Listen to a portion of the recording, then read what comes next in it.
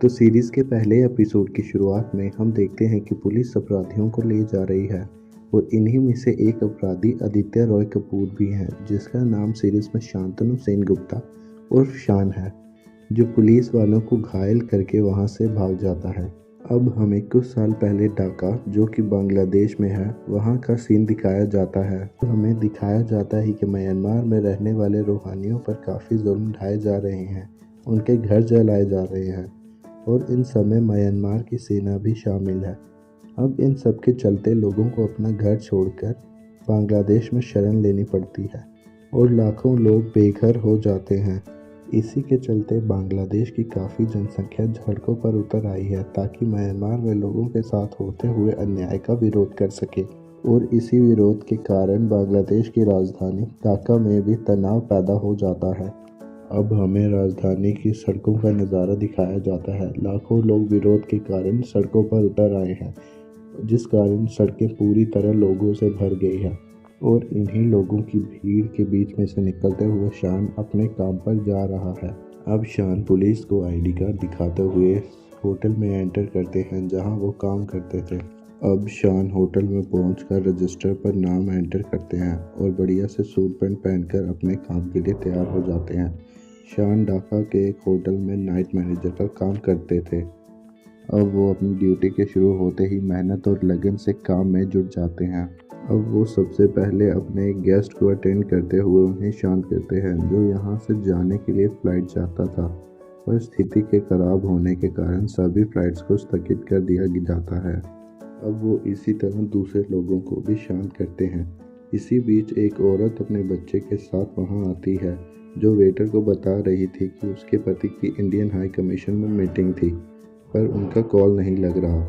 इसी बीच शान वहां आ जाता है और उन्हें शांत करते हुए कहता है कि प्रोटेस्ट के कारण नेटवर्क बिजी है, इसी कारण उनका कॉल नहीं लग रहा होगा, और कहते हैं कि इंडियन हाई कमीशन में उनका एक दोस्त है, अगर वो चाहे तो वो उनसे उसकी बात करवा सकती है।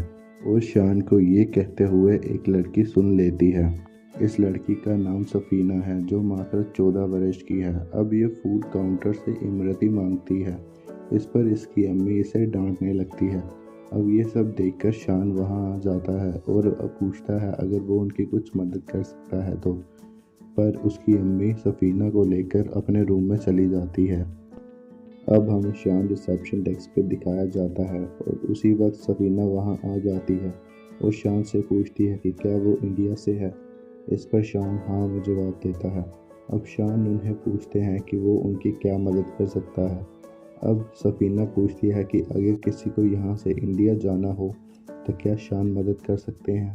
इस पर शान कहते हैं कि अगर टिकट या वीज़ा में कोई प्रॉब्लम हो तो वो मदद कर सकते हैं, पर लड़की कहती है कि उन्हें भाग कर इंडिया जाना है। इस पर शान उन्हें मना करते हैं। इसी बीच सफीना की अम्मी वहां आ जाती है और उसे खींचकर वहां से ले जाती है।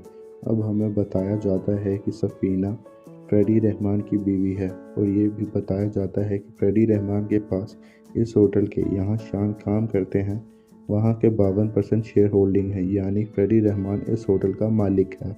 अब शान ये सब अपने सीनियर को बता देता है, जिस पर उसका सीनियर इन सब से दूर रहने और मुसीबत से बचने के लिए कहता है। अब हमें सफीना इत्र लेते हुए दिखाई जाती है और अब उसे बाहर शान दिखाई देता है, जिस पर वो वहाँ से बहाना बनाकर चली जाती है और शान से मिलती है। सफीना शान को अपने इंडियन हाई कमीशन वाले दोस्त से बात करने के लिए कहती है ताकि वो यहाँ से निकल सके, पर शान कहते हैं कि वो उसकी कोई मदद नहीं कर सकता। अब सकीना वहाँ से गुस्सा करके वहाँ से चली जाती है और साथ में शान का फ़ोन भी ले जाती है। और अब हमें दिखाया जाता है कि सकीना अपने कमरे में होती है, तभी शान वहाँ इमरती लेके वहाँ आता है। अब शान सकीना से अपना फ़ोन वापस मांगता है, पर सकीना फ़ोन देने से मना कर देती है। इसी बीच सफीना का पति फ्रेडी वहाँ आ जाता है। अब फ्रेडी सबको वहाँ से बाहर निकाल देता है और अब शान जाते हुए बाहर सकीना को दुखी नज़रों से देखता है। फ्रेडी के होटल से जाने के बाद सकीना शान से मिलने आती है और उसे उसका फ़ोन वापस दे देती है। और अब शान अपने फ़ोन में देखता है तो सकीना ने उसमें शान के लिए वीडियो छोड़ा होता है। जिसमें वो ये वीडियो अपने इंडियन हाई कमीशन वाले दोस्त को दिखाने के लिए कहती है। अब शान शांत और अकेली जगह में जाकर वीडियो प्ले करता है। अब वीडियो में हमें दिखाया जाता है कि फ्रेडी हथियारों की बात कर रहा है और अब हमें पता चलता है कि फ्रेडी रहमान सिर्फ एक बिजनेसमैन ही नहीं, हथियारों का तस्कर भी है।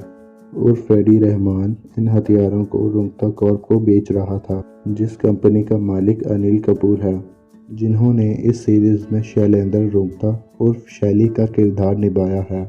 अब शान ये सब इन्फॉर्मेशन लेकर अपने दोस्त के पास जाते हैं और इस सब के बदले वो सफीना को वापस इंडिया भेजने की मांग अपने दोस्त से रखते हैं। अब हमें रॉ के ऑफिस का एक सीन दिखाया जाता है।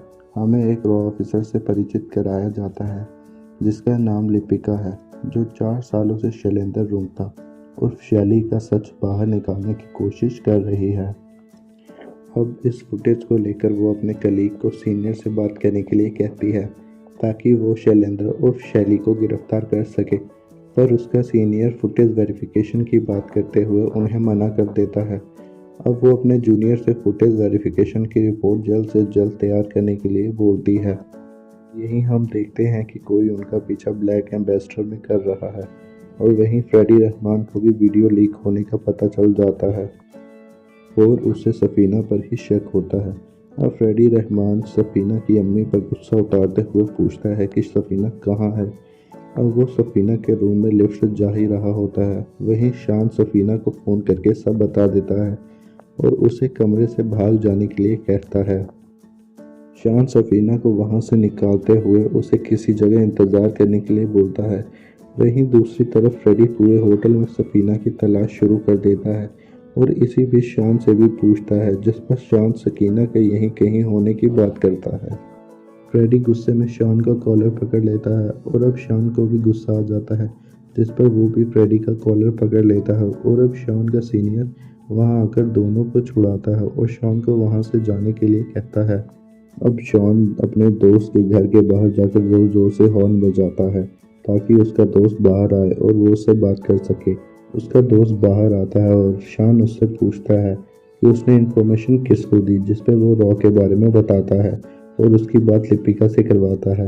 अब लिपिका से बात करते हुए लिपिका उससे पूछती है कि क्या वो ढाका पुलिस को इन्फॉर्म कर दे, जिस पर शॉन उसे मना करते हुए कहता है कि पुलिस सफीना को मार देगी क्योंकि फ्रेडी ने सबको खरीद रखा है। और अब शान लिपिका को सफीना के बारे में सब कुछ बता देता है। लिपिका शान से कहती है कि वे सुबह की फ्लाइट पकड़कर ढाका आ जाएगी और वहां से सकीना को वापस इंडिया ले आएगी और तब तक शान सफीना को सुरक्षित रखे। और अब शान वहां से निकलकर सफीना को मूवी थिएटर के बाहर मिलने जाता है और सकीना को अपनी गाड़ी में छुपाते हुए होटल में वापस लेकर आता है। शान सफीना को होटल के अंडर कंस्ट्रक्शन एरिया में छुपा देता है और सफीना के वहीं रुकने और अपने घर जाने की बात करता है ताकि किसी को शक न हो, पर सफीना मना कर देती है और शान को वहीं रुकने की कहती है। अगले दिन सुबह का सीन दिखाया जाता है। पुलिस और फ्रेडी के गार्ड पूरे होटल में चेकिंग कर रहे होते हैं।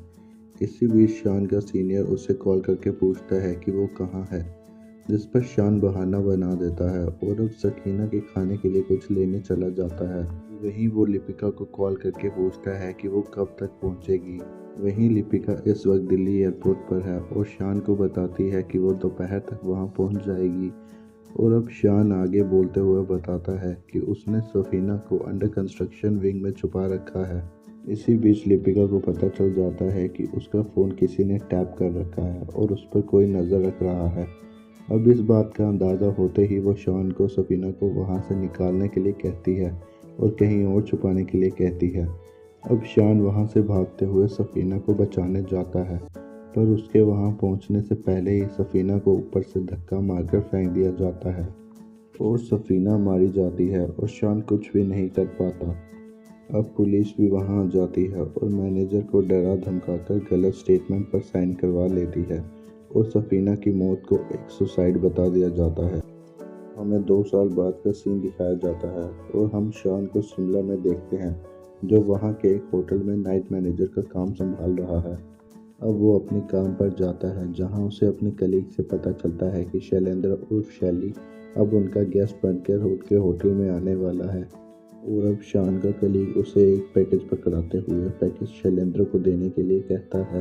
अब हम देखते हैं कि शैली और उसके दोस्त वहाँ पर आ जाते हैं और अब शान के अपना इंट्रोडक्शन देते ही एपिसोड यहाँ पर ख़त्म हो जाता है।